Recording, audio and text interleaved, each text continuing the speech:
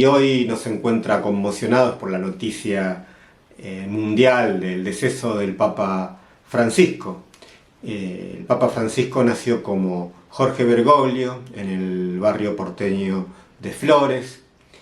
Era hijo de italianos, de inmigrantes italianos. Era el mayor de 5 hermanos. Era hincha de San Lorenzo. La historia con ese club por ahí tiene que ver con que ese club, uno de los más importantes del país, reivindica a Lorenzo Massa, un cura que también sacaba chicos de la calle en la época de comienzos del siglo XX y tomó ese nombre. Él era parte de la Compañía de Jesús, o sea, de los jesuitas, y fue designado papa en el 2013. Cada uno tiene sus recuerdos, ¿no? Previo a que él sea papa, porque él era una eminente figura en Argentina, o sea que cardenal de Buenos Aires, y como tal se caracterizaba por, además de ser un aficionado hincha de San Lorenzo, ir a la cancha, de vivir en un barrio porteño por el cual tomaba el subte todos los días, hacía culto un poco de la sencillez. Y él llegó a ser papa por los grandes problemas que en ese momento vivía la Iglesia Católica, ¿no? Antes de que él llegara a ser papa estuvo Karol Wojtyła, el papa polaco, y Ratzinger, el papa alemán. No olvidemos que en el contexto internacional, Wojtyła, que sucedió al papa Pablo VI, que murió en situación bastante extraña, se unió de alguna manera a uno de los dos bandos en pugna en ese momento, ¿no? Era el mundo de la Guerra Fría, una guerra de poder entre Estados Unidos y en ese momento la Unión Soviética, y Wojtyła cumplió su papel. Tengo dos recuerdos del Papa así. El Papa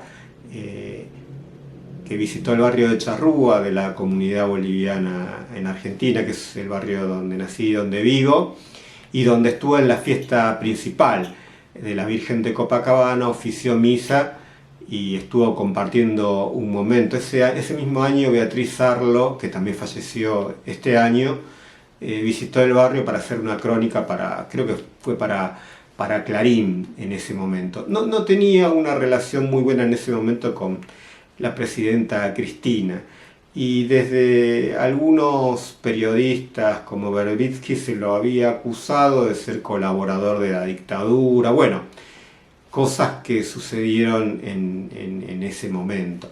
Pero otro recuerdo que se me viene es que yo estaba en uno de esos momentos de viaje que hacía habitualmente entre Argentina y Bolivia por el trabajo periodístico que hacía, y me enteré de su designación estando en la ciudad de Tilcara, en lo que es Jujuy. Tengo un recuerdo muy vívido que estaba en lo que es un surtidor que le llaman a Bolivia, de YPF, la empresa que tiene a la entrada de la ciudad de Tilcara.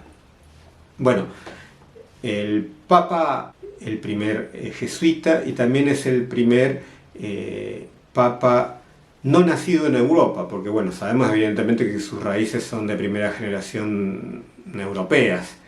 Se caracterizó por tener un diálogo interreligioso importante, no era tan conservador, había, bueno, una crisis, como contaba recién, por el tema de pedofilia, por el tema de corrupción, y él, la primera frase que dijo fue que lo habían ido a buscar al fin del mundo para que haga las transformaciones necesarias. No olvidemos que el Papa estaba al frente del Estado Vaticano, porque si bien está al frente de la Iglesia Católica, es un Estado que tiene que tiene sus características dentro de la ciudad de Roma. Bien, él asume en el 2013 uno de los hechos primeros que él hace, que generalmente es el que marca una impronta política.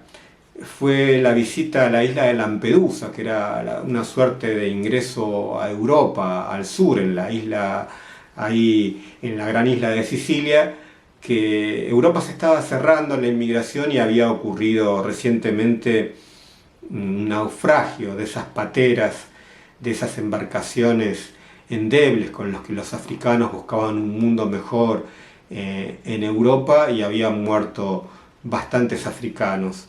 Fue hacia allá como un gesto, se entrevistó y compartió con algunos africanos que estaban recién caídos, si se puede decir, en esa tierra siciliana, y ofrendó guirnaldas con los colores del Vaticano por los muertos de esa tragedia ocurrida en el mar Mediterráneo. Bueno, esa fue una impronta característica, porque en un mundo que se derechizó, de hecho Giorgia Meloni es la actual presidenta de Italia y es de ultraderecha, al igual que Trump, al igual que el presidente Milei, él era la voz más importante política disonante, porque él tenía como parte de lo que fue su encíclica Laudato Si, una mirada por tierra, trabajo y territorio para los más pobres del mundo. Bregaba por la paz, bregaba por la hermandad, porque, por ejemplo, en lo que fue ese otro recuerdo que uno tiene, en ese momento yo estaba cubriendo para la revista Jalialia, viajé a Santa Cruz de la Sierra para presenciar la visita a Bolivia. Visitó en el 2015, en julio del 2015, Bolivia, estuvo en el Alto, en La Paz y en la ciudad de Santa Cruz, y bueno, fue el segundo papa que visitó de hecho Bolivia. En ese momento presidía Evo Morales, y en su discurso él bregaba por los derechos de la madre tierra, por tierra, trabajo y territorio, como comenté recién, y también reiteró el pedido de perdón hacia los pueblos originarios, porque admitió que la Iglesia Católica había sido partícipe de eso que se llamó la conquista de América, que realmente fue un genocidio. Bien, entre otras de las cosas en las que él en sus reuniones con periodistas y dirigentes argentinos, porque ahora se señala que el Papa no pudo visitar Argentina, si bien visitó varios países de Latinoamérica, excepto Uruguay y Argentina. Uruguay no lo hizo porque bueno, está enfrente de Buenos Aires y iba a ser también muy particular, ¿no? Pero se reunió con todos los vicepresidentes, con todos los presidentes en su momento, Cristina de Kirchner, Macri, Alberto Fernández, con Milei. A Milei lo recibió, pese a Milei tener diametralmente formas opuestas de ver el mundo. De hecho, esto pasó no solo de lo ideológico, sino a lo verbal. El presidente Milei, siendo candidato, lo había insultado, ¿no? Lo había llamado imbécil, lo había llamado amigo de las dictaduras comunistas, lo había llamado el representante prácticamente del diablo acá en la tierra.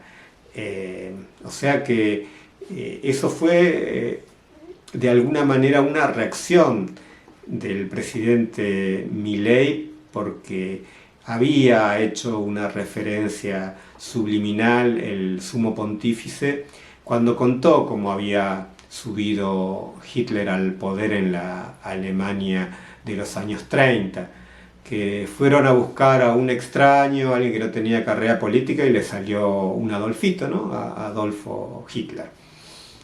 Bien, no es casualidad que de los últimos dirigentes que recibió el Papa antes de entrar en este derrotero de la enfermedad pulmonar que lo tenía hace más de un mes y medio postrado, recibió a Aguiar, el titular de ATE, ¿no? Que es una de los sindicatos más atacados por el gobierno de Milei. Los trabajadores del Estado justamente son sobre el que apunta la motosierra en este momento el gobierno argentino. Y vaya casualidad, como si fuera una postal de una época que se va, el Papa Francisco, de sus últimas visitas, de sus últimas recepciones, las hizo a justamente a representantes de las dos potencias hegemónicas que están en decaída, ¿no? Él quiso tender puentes con China porque sabe que es el país que de alguna manera va a dirigir el mundo en la próxima centuria, por lo menos. No logró viajar a China, sí estuvo en Mongolia, que es un país limítrofe. Está hecho un sándwich entre Rusia y China. Pero bueno, recibió a los reyes de Inglaterra, a Carlos y Camila, y también el día anterior de su muerte recibió al vicepresidente Vance de Estados Unidos, ¿no? Al vicepresidente de Estados Unidos. Y de alguna manera estuvo sobre la mesa esta misma situación que tuvo a su comienzo, ¿no? El bregar por los derechos de los migrantes. Trump está justamente apuntando a los inmigrantes como si fueran criminales, y el Papa Francisco se enfrenta a esa postura y pide el respeto de los derechos y pide que no se los criminalice.